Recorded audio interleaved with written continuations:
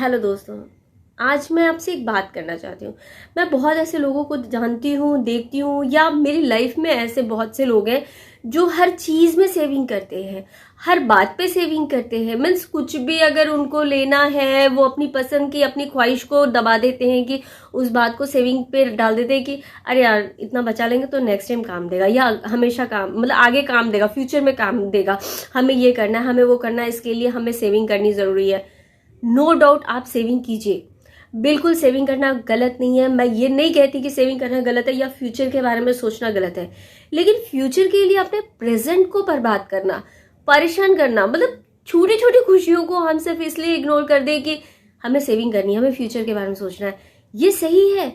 जिंदगी का कोई भरोसा नहीं। आपको बताऊं, लाइफ बहुत ब्यूटीफुल होती है, बहुत खूबसूरत होती है। अगर जिसको जीना आता है उसको पता है जिंदगी बहुत खूबसूरत होती है, लेकिन बहुत धोखेबाज होती है दोस्त। जिंदगी का कोई भरोसा नहीं होता। एक बार किसी और पे भरोसा कर लो, पर जिंदगी का कोई भरोसा नहीं होता कि अगले पल ये जिंदगी क्या करेगी। और ऐसे जिंदगी के लिए हम आगे की सोचते हैं। हकीकत है हम अपने जो पीछे छोड़ के जा रहे हैं उनके बारे में सोचेंगे, लेकिन क्या अपने लिए हमारी लाइफ नहीं है? अपने लिए हम नहीं सोच सकते?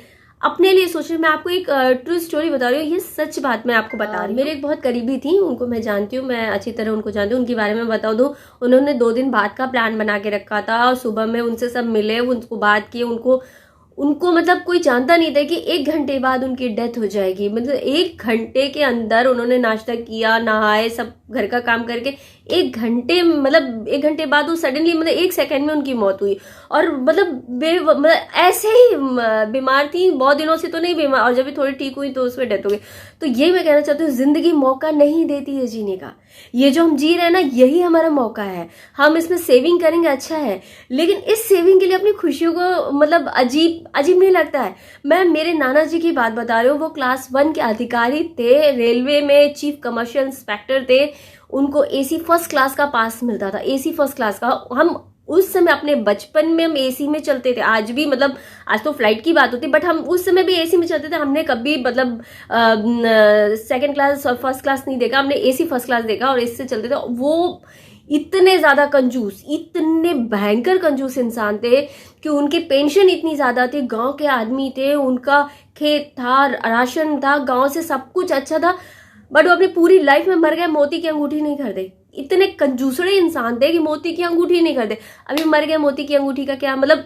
उस समय टाइम में हमारे बचपन में मोती की अंगूठी 200-250 की मिलती थी, 200-250 की। मतलब अजीब आदमी इंसान थे मेरे नाना जी, भगवान बुरा न माने वो, लेकिन कंडीशन ये थी। और उनकी खुद की लड़की मतलब मेरी माँ मोतियां दान करती थी। किसी की शादी में उसने फ्रीज, कूलर, टीवी से नीचे गिफ्ट नहीं दिया। शादी में साड़ी और चूड़ियां नहीं देती थी, वो ये सामान देती थी कि लड़कियों को ये सामान। और उनके पिताजी इस टाइप के थे।